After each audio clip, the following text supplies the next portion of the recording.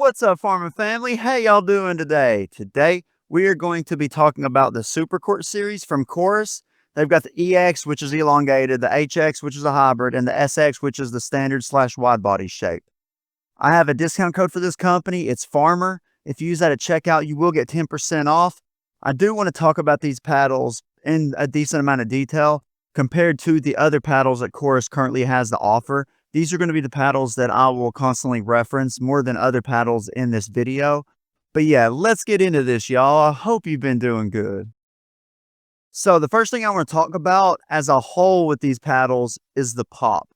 Okay, if I was to compare it to the pop of like the J2K, I would say it's definitely got more pop than the J2K and paddles similar to that. Now, I don't think it has quite the pop that the Mark Kinetic, which is the old Mark 1, or the Thrive Azul has. It is right underneath that, but it does have a decent amount of pop, and it has a nice crisp feel coming off of the paddle face. And then when it comes to power, you're not going to get like a crazy power paddle with these paddles. That's not what these are. These are average or slightly above average in terms of power compared to other Gen 2s that are currently on the market. These aren't going to outswing, the Fires, the Ripples, the Mods. It's not going to outswing any of those paddles in terms of pop or power. This one is leaning more towards the all-court section and not at the power and not control. This is like right in the middle of all-court, maybe a little bit up closer to power. But overall, the pop and the power is not going to be anything crazy that you're going to have to worry about. Now, when it comes to the control of these paddles, like I just said, these aren't the most plush, softest feeling paddles on the market. They are leaning all-court, which means there are going to be paddles that are definitely going to be easier to control than this. The Shapeshifter series from Chorus will be one of them that will be easier to control. And then you've got the Chorus Fires that are way harder to control than this. This sits perfectly in between them if you're wanting something that fits in between the other two lines of paddles from Chorus. When it came to the RPMs of these paddles, the EX got 2,111, the HX got 2,194, and the SX got 2,146. Like I'm always saying, y'all, anything above 1850 is going to be good. You're going to get enough top spin. You're going to get enough slice. Anything you want with these paddles, you're going to get enough unless you're just absolutely swinging to the moon with like a baseball swing that doesn't have any spin. And then clearly you're not going to get any spin with that.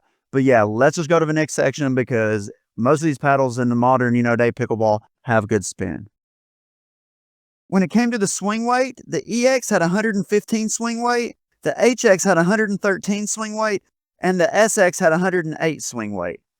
So essentially what you're getting from this is there's room to customize every one of these paddles. They're on the lower end in terms of swing weights for the categories that they fit into. So if you want to add lead tape or anything like that, you have plenty of room to do that. If you're an elongated person and you switch to an elongated paddle, you're not going to have any problems. It's actually going to feel lighter probably than other elongated paddles. So then you're going to add some lead tape and that's going to make it slap even harder. The HX had a balance point of 242 and weighed 7.8 ounces. The EX had a balance point of 244 and weighed 7.8 ounces. The SX had a balance point of 238 and also weighed 7.8 ounces. When it came to the twist weight, the EX had a 6.36 twist weight, the HX had a 6.62 twist weight, and the SX had a 7.18 twist weight. Okay, the SX had a crazy good twist weight. The HS and the HX and the EX had average twist weights compared to other paddles similar to their shapes. So when it comes to the twist weight, the only one that is like really superb or crazy good would be the SX paddle out of the three. And when it came to the sweet spot, I found that the sweet spots on these were just average. They weren't like crazy over the top good compared to other paddles.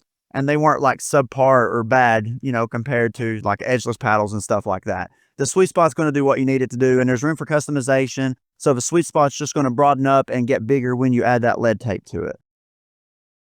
Are these worth it? These are $119 before my code. My code brings it down to $108. Yeah, clearly I think it's worth it. It is literally a Gen 2 paddle for $108. It's got a decent amount of pop that's going to allow you to be aggressive at the net and not feel like you're being hindered like you do, with some of the other Gen 2s that aren't quite as poppy. So yeah, I do think it's worth it. But when it comes to these paddles, if I'm to rank the series that I've played with so far, I've got the Fire series, as my favorite from Chorus.